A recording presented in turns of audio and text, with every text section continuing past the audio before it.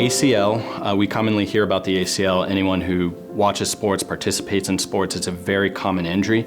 What ACL actually stands for is anterior cruciate ligament. What the ACL is it's a band of tissue, very strong tissue. It's a ligament that connects the femur bone to the tibia bone and provides stability when we're doing various athletic activities. For an athlete who tears their ACL, it's very difficult to return to their sport. You can't perform athletic activities such as cutting and pivoting without a functioning ACL. So in athletes, it's typically pretty straightforward. We proceed forward with surgery to create and reconstruct the ACL to provide stability to the knee again. When we have older patients who tear their ACL, who are maybe no longer on the football field or basketball court, the discussion of how to treat an ACL tear is a little bit different. Some folks are fine without ever having their ACL reconstructed if you are okay with just doing straight line activities. But there are many of us who, despite trying to modify our activities to kind of fit into that and performing physical therapy to help stabilize the leg, may still continue to have instability with their daily activities. Maybe they want to get back to playing tennis or pickleball or a variety of other hobbies that they would benefit from having a new ACL. So in those situations, we do reconstruct the ACL as well, even aside from in young athletes. For many of our athletes, when they have a tear of their ACL, they kind of know when it happens. It usually happens during the act of playing sport. They might cut, they might get hit by an opponent, and very often the knee buckles underneath them. They hear or feel a pop, and pretty shortly after the injury, they begin to get significant swelling. Sometimes it's difficult to walk on the extremity, the leg that's injured afterwards. And some athletes will feel significant instability even with trying to walk and get around. There are various other injuries that can happen when an ACL tear occurs, such as meniscal tears or injury to the cartilage. I believe very strongly in preserving the meniscus whenever possible, especially in young patients.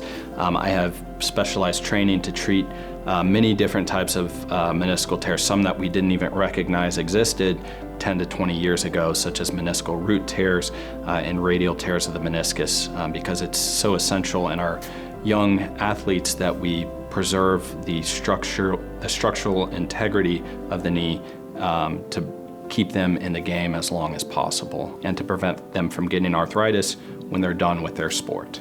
ACL reconstruction is one of the most common procedures performed by sports medicine orthopedic surgeons, but I believe very strongly in not treating every ACL as the same thing. I think that it is incredibly important to look at each ACL injury by itself because there's a variety of different factors that can change the way we treat that patient, such as the alignment of the knee, if there's other ligaments that are injured, injuries to the meniscus, injuries to the cartilage. All of these things can change the approach, and I have specialized training in a variety of other kind of adjunct procedures that we can do with an ACL. Things like a lateral extra-articular tenodesis, which sounds like a very long, confusing term, but it's essentially a secondary procedure we can do to add extra stability to the knee in certain patients who require more than just a standard ACL. We also have to pay very close attention to our younger patients, whether their growth plates are open and closed, and we change the graft that we use and the way we do the ACL reconstruction based on those factors. So I take a very individualized approach to every patient that I reconstruct an ACL on. When I take care of patients with ACL injuries, when I do an ACL reconstruction, I think it's extremely important to look at the literature and what we know about the ACL, because there's a lot that we know at this point. For a given patient, especially younger patients, I always use their own tissue, and depending on specific characteristics of the patient, that could be their patellar tendon or their hamstring tendon. Again, that goes back into the individualized approach to each patient. Once our age is north of 35, 40, we can start thinking about using cadaver tendon because our risk of re-tear goes down significantly. And using a cadaver tendon can make the recovery go a little bit quicker, a little bit smoother, a little less pain associated with the surgery as opposed to taking your own tissue. The graft is weaker, but as I said, as we get older, our risk of re-tear is lower. There are other things that we've learned over the years about ACL reconstruction. There's different ways people do their ACL reconstructions, and we've found out that it's extremely important to position your ACL tunnels in the anatomic location where the ACL would naturally be attached within the knee. So I utilize kind of some newer techniques that give me the full ability to put the ACL tunnels exactly where they need to be. I continue to try to let research inform my practice. I'm actively engaged in research on ACL reconstruction. I've published a number of articles over the last several years on the topic of ACL injuries and continue to study this because I always strive to continue to improve the care that we are able to provide as orthopedic surgeons, and I think that's an important piece of it. Our goal anytime we do an ACL reconstruction, regardless of the age, is to get patients back to the activities they want to do. My goal when I reconstruct an ACL, I want to eventually have no limitations. Now, early on in the process, there will be a very strict protocol. I give all of my patients a catered post-operative protocol to allow us to initiate the appropriate activities at the appropriate time, because we know if we try to get back into activities too early, it puts us at risk for re-tear.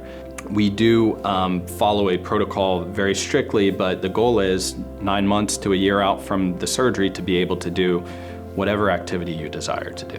One important thing to know with ACL reconstruction, the surgery that we do is actually just one small piece of the total treatment of the patient for this kind of injury. You know, I do 60 to 90 minutes of work on a given patient to reconstruct their ACL, but the patient continues to work throughout the following months.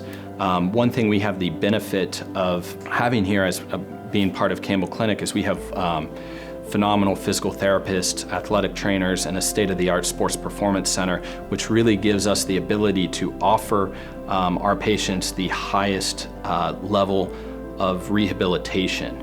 We kind of try to stay on the cutting edge with what we're doing to help patients get back into the game. We have a comprehensive return to sport program where you get the same kind of rehabilitation that our high-level collegiate or professional athletes would get. So we really try to put a lot of emphasis on the recovery and rehabilitation process of these injuries, and we have phenomenal resources to help patients with that.